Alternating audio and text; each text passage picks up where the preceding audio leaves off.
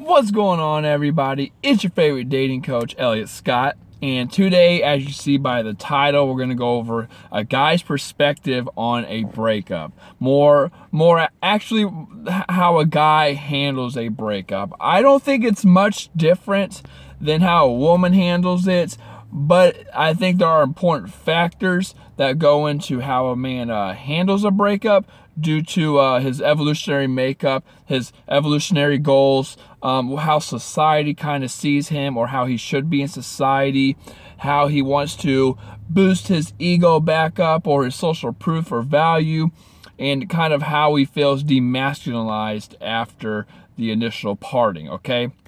So with all that being said, I want to start off saying that I think the first thing he would probably go through is the anger or the animosity or just the I don't know, the rage. I don't want to say rage, but rage. Like, I'm not saying all guys are fucking miserable, like, just angry after a breakup, but they have some kind of like remorse or some, like they're, when they pull back, they're pissed about something, right?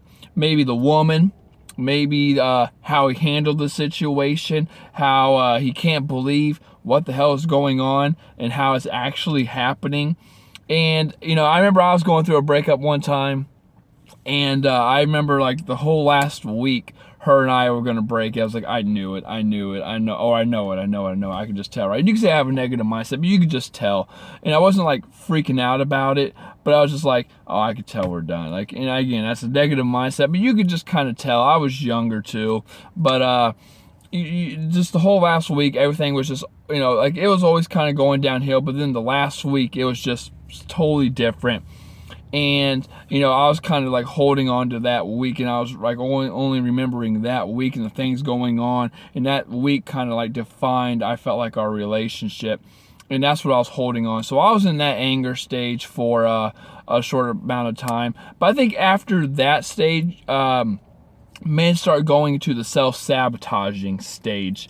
And this is where I think it starts to change for men and women, because you have to remember, a man's job is to satisfy the opposite sex, right? It's to court the woman. It's to win the woman over, right? He's the one, the guys are the ones who have to stick their penis in you.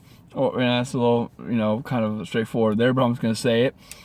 He's the one who has to win you over, and you're the one who has to agree on this to move forward, right?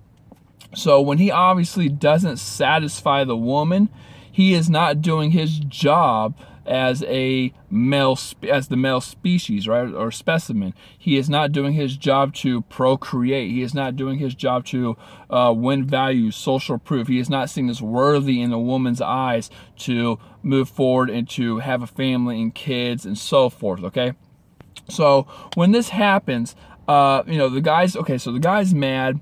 Then you guys break up, and he's self-sabotaging, you guys break up, then he's mad, then he's self-sabotaging himself.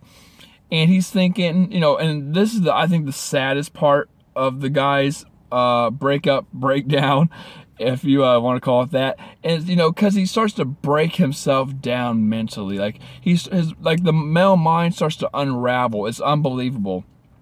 He'll feel like you're out there having fun with your girls. Like, you have your girls to hold you up, and you're out partying, and you're probably like talk to a bunch of guys and a bunch of, you're getting a bunch of numbers or a lot of attention while he's sitting at home dwelling on it.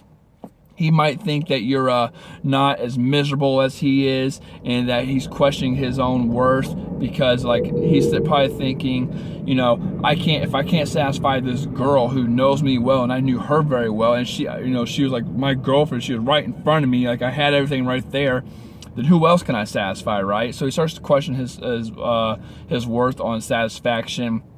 Then he will start to compare himself to other men. He will, even if he doesn't know the guys, he'll think, on a Saturday night, he'll sit at home, or dwell. On a Friday night, he'll sit at home and dwell, thinking that you're probably out there with some really good guy who can fuck you amazingly, who has probably like the biggest dick, who, sorry for all the, negative or naughty terms I'm using here, right? But, this guy who has the perfect body, who just knows how to sweep you off your feet and things like that. And it's, and it really beats him down, right? He starts to question his masculinity, his self-worth, his identity, and he just feels demasculinized. And I think because of that, the guy's going to the third stage, which is really where he tries to boost his ego again. And if you guys don't remember me talking about it before, I talk about it in a couple of my videos. There's the healthy ego and the unhealthy ego. The unhealthy ego is the ego that a guy, or is a guy who doesn't have a lot of confidence or self-worth or appreciation or something like that in himself, right? He might have low self-esteem because of something in his life, like he went through a bad breakup, or he was having sex with a woman, she said he was small, something, right? Some hardcore insecurity, so he tries to build that back up by manipulation, lying, cheating, those kind of things, right? Things to he's all about himself. He's trying to get what he wants out of the relationship or the whatever's going on, the interaction, and then he just splits, okay? So the guy has a low ego right now, or unhealthy ego, because of what just happened, the breakup. So he's going to try to go out and boost his ego again. This is where you usually hear about the guys trying to go out and bang a bunch of women, or you hear about guys going out and talking to a bunch of girls, getting numbers and trying to get back in the game and seeing if he still has it or something like that. And I'm here to tell you girls that that's pretty much bullshit. A lot of the guys want to do that, but they can't. And if they do, it does not last long, and it doesn't mean anything. They end up going home feeling worse, feeling like shit. It doesn't work. I've been through it. I remember when I went through that breakup, it was real impulsive. I got my tongue pierced. I still have it to this day, and it was almost 10 years ago. I remember I was going out, I started picking up cigarettes. I started smoking cigarettes. I ended up smoking for like 7 years. I started going out hitting on women, hooking up with women for a short period of time, and it just didn't work. I take it from me, right? I was very damaging at that time to myself, and it just doesn't work like that. A lot of men thinks it will cure all. If they think if I can get over her, or to get over her I have to get under someone else. That's not the case. It doesn't work out like that. And he eventually finds that out, right? Which goes on to the next stage, which I think is self-conflict and self-reflection. And I think women can benefit from this a lot if you're trying to get over a breakup. When I was going through that breakup, I learned from my father and from something I read that you need to think of your life as a temple, right? And I don't mean this in a spiritual way. This is actually proven. Think of your life as a temple, and it's held up by pillars, okay? It's held up by pillars.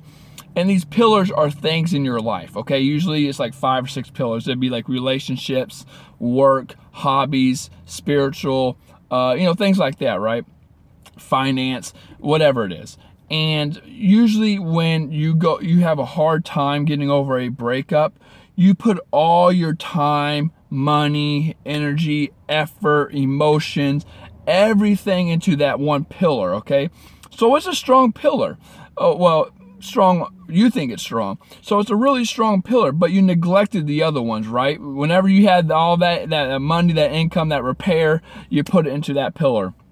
Well, when this pillar breaks, all the others crumble, right? It has nothing to stabilize it. So to get over a breakup faster, science has proven that you need to put the equal amount of time in each pillar, right? So if you're spending X amount of time or X amount of money, energy, whatever you want to call it, in a relationship, you need to be spending the same amount of time, money, energy in your friendships, in your family, in your work life, in your spiritual life, in your health and fitness life, especially health and fitness, right? Nothing's more important than that. I think we take our health and fitness for granted. But in your financial life, in your personal life, like the hobbies or passions that you have. So when one of them breaks down, you have the others as a crutch to hold you and to build you up.